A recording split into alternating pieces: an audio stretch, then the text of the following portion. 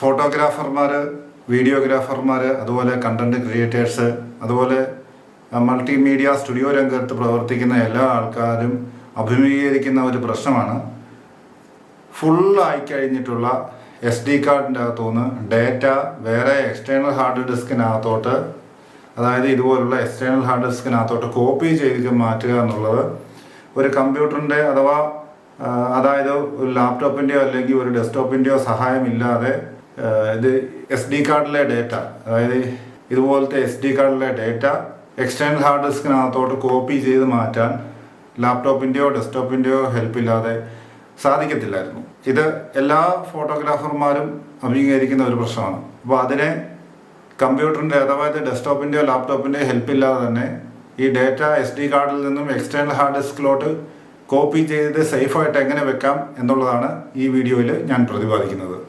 അപ്പോൾ അതിനുവേണ്ടി നമ്മുടെ മൊബൈൽ ഫോൺ എടുക്കുക.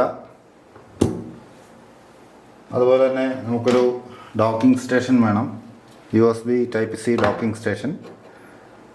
അതെടുത്തിട്ട് Type-C പോർട്ടിലോട്ട് കണക്ട് ചെയ്യുന്നു. അതുപോലെ തന്നെ കോപ്പി ചെയ്യേണ്ടുന്ന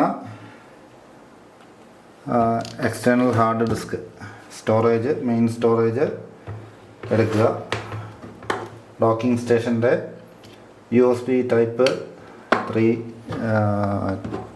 Type-C പോർട്ടിലോട്ട് കണക്ട് ചെയ്യുക. അതിനുശേഷം ഡാറ്റ കിടക്കുന്ന SD കാർഡ് എടുക്കുക, ഡോക്കിംഗ് സ്റ്റേഷനെ അതും കണക്ട് ചെയ്യുക.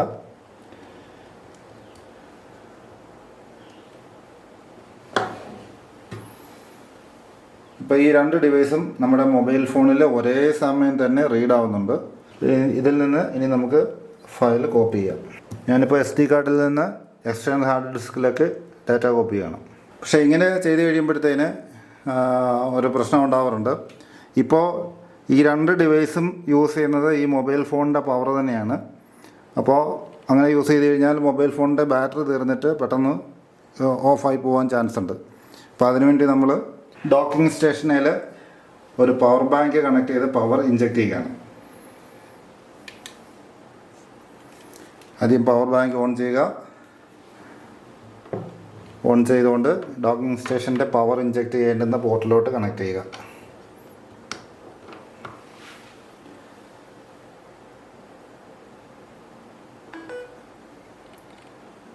അപ്പം നിങ്ങൾ കണ്ടിട്ടുണ്ട്, ചാർജിങ്ങിനോടൊപ്പം തന്നെ ഇപ്പോൾ ഡേറ്റ കൈമാറ്റം ചെയ്തുകൊണ്ടിരിക്കുകയാണ് SD card to external hard disk. ഇങ്ങനെ ചെയ്യുമ്പോൾ ഒരു കാര്യം പ്രത്യേകം ശ്രദ്ധിക്കണം. നമ്മൾ കോപ്പി ചെയ്യാൻ ഉപയോഗിക്കുന്ന എക്സ്റ്റേണൽ ഹാർഡ് ഡിസ്കിൻ്റെ ഫോർമാറ്റ് EXFAT ഫോർമാറ്റ് ആയിരിക്കണം. EXFATും അതുപോലെ തന്നെ മൈക്രോസോഫ്റ്റിൻ്റെ NTFSലും മാത്രമേ 4GB മുകളിലോട്ടുള്ള ഒറ്റ ഫയലായിട്ടുള്ള ഫയലുകൾ കോപ്പി ചെയ്യാൻ പറ്റത്തുള്ളൂ. എന്നാലും നമുക്ക് ഇവിടെ NTFS യൂസ് ചെയ്യാൻ പറ്റത്തില്ല. അത് വിൻഡോസിൻ്റെ കമ്പ്യൂട്ടറിൽ മാത്രമേ NTFS വർക്കാവത്തുള്ളൂ.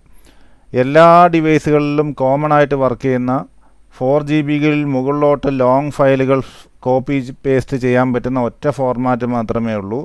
അത് EXFAT ഫോർമാറ്റാണ്. അതുകൊണ്ട് ആണ് നമ്മളിവിടെ EXFAT ഫോർമാറ്റ് യൂസ് ചെയ്യുന്നത്. ഒരു മൊബൈൽ ഫോൺ ഉപയോഗിച്ചുകൊണ്ട് SD കാർഡിൽ നിന്നുള്ള ഡേറ്റയെ എക്സ്റ്റേണൽ ഹാർഡ് ഡിസ്കിലോട്ട് മാറ്റുന്നു. ഇവിടെ മൊബൈൽ ഫോണിൻ്റെ ചാർജ് തീരുന്നതുമല്ല, പവർ ബാങ്ക് യൂസ് ചെയ്തിട്ടാണ് ഈ ഒരു ഓപ്പറേഷൻ നടത്തുന്നത്. അതുകൊണ്ട് ഈ ഒരു ഡിവൈസുകളെല്ലാം വർക്കാവാൻ വേണ്ടിയുള്ള പവർ ബാങ്കിൽ നിന്ന് മാത്രമേ എടുക്കത്തുള്ളൂ, മൊബൈൽ ഫോണിൽ നിന്ന് എടുക്കത്തില്ല.